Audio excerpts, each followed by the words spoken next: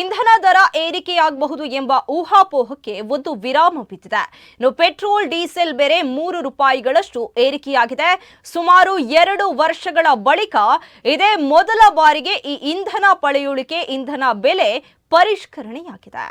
ಇಂದಿನಿಂದ ಅಂದ್ರೆ ಶುಕ್ರವಾರದಿಂದ ಈ ಹೊಸ ದರ ಜಾರಿಗೆ ಬಂದಿದೆ. ಇನ್ನು ಜಾಗತಿಕವಾಗಿ ಕಚ್ಚಾ ತೈಲ ಬೆಲೆ ಏರಿಕೆಯಾದ ಹಿನ್ನೆಲೆಯಲ್ಲಿ ದರವನ್ನ ಏರಿಸಲಾಗಿದೆ. ಪ್ರಸ್ತುತ ಮಧ್ಯಪ್ರಾಚ್ಯ ಬಿಕ್ಕಟ್ಟು ಪರಿಣಾಮವಾಗಿ ಇಂಧನ ಪೂರೈಕೆ ಸರಪಳಿಗಳು ಅಸ್ತವ್ಯಸ್ತಗೊಂಡಿವೆ.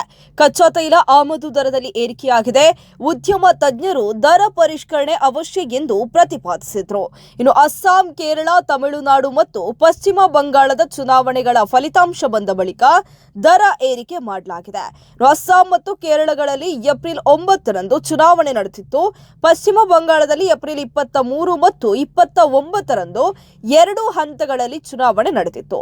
ಚುನಾವಣೆ ನಡೆದ ಬಳಿಕ ಇಂಧನ ದರ ಏರಿಕೆಯಾಗಬಹುದು ಎಂಬ ಆತಂಕ ವ್ಯಕ್ತವಾಗಿತ್ತು. ಅದೀಗ ನಿಜವಾಗಿದೆ. ಇನ್ನು ಸಾರ್ವಜನಿಕ ತೈಲ ಮಾರುಕಟ್ಟೆ ಕಂಪನಿಗಳಾದ Indian Oil Corporation Limited, Bharat Petroleum Corporation Limited ಮತ್ತು ಹಿಂದೂಸ್ತಾನ್ ಪೆಟ್ರೋಲಿಯಂ ಕಾರ್ಪೊರೇಷನ್ ಲಿಮಿಟೆಡ್ಗಳು ಲೀಟರ್ಗೆ ₹100 ದರದಲ್ಲಿ ಪೆಟ್ರೋಲ್ ಮಾರಾಟ ಮಾಡೋದ್ರಿಂದ ₹20 ನಷ್ಟ ಅನುಭವಿಸುತ್ತಿದ್ದವು. ಈ ಹಿಂದೆ ತಕ್ಷಣದ ಬೆಲೆ ಏರಿಕೆಯನ್ನ ತಡೆಯಲು ಹಣಕಾಸು ಸಚಿವಾಲಯವು ಮಾರ್ಚ್ 27ರಂದು ಪೆಟ್ರೋಲ್ ಮತ್ತು ಡೀಸೆಲ್ ಮೇಲಣ ಅಬಕಾರಿ ಸುಂಕವನ್ನ ಕಡಿಮೆ ಮಾಡಿತು. ಇನ್ನು ಖಾಸಗಿ ರಿಫೈನರಿ ಮತ್ತು ಮಾರ್ಕೆಟಿಂಗ್ ಕಂಪನಿಗಳಾದ ನಯಾರಾ ಮತ್ತು ಶೆಲ್ಗಳು ಈ ಮೊದಲೇ ಇಂಧನ ದರ ಏರಿಕೆ ಮಾಡಿದ್ವು. ಮೌಲ್ಯವರ್ಧಿತ ತೆರಿಗೆ ವ್ಯತ್ಯಾಸದಿಂದಾಗಿ ವಿವಿಧ ರಾಜ್ಯಗಳಲ್ಲಿ ದರ ಏರಿಕೆಯಲ್ಲಿ ವ್ಯತ್ಯಾಸಗಳು ಉಂಟಾಗಿವೆ. ಬೇರೆ ದೇಶಗಳಲ್ಲಿ ಪಂಪ್ ಮಟ್ಟದಲ್ಲಿ ದರ ಏರಿಕೆಯಾಗಿದ್ರು ಸರ್ಕಾರ ಇದುವರೆಗೆ ಬೆಲೆ ಏರಿಕೆಯನ್ನ ತಡೆ ಹಿಡಿದಿತ್ತು.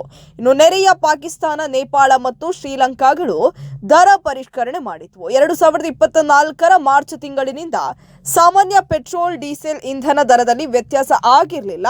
ತೈಲ ಮಾರುಕಟ್ಟೆ ಕಂಪನಿಗಳು ಪ್ರಸ್ತುತ ನಷ್ಟ ಅನುಭವಿಸುತ್ತಿದ್ದರೂ ಕಳೆದ ಕೆಲ ವರ್ಷಗಳಲ್ಲಿ ಕಚ್ಚಾ ತೈಲ ಬೆಲೆ ಇಳಿಕೆಯಾದಾಗ ಲಾಭ ಗಳಿಸಿವೆ.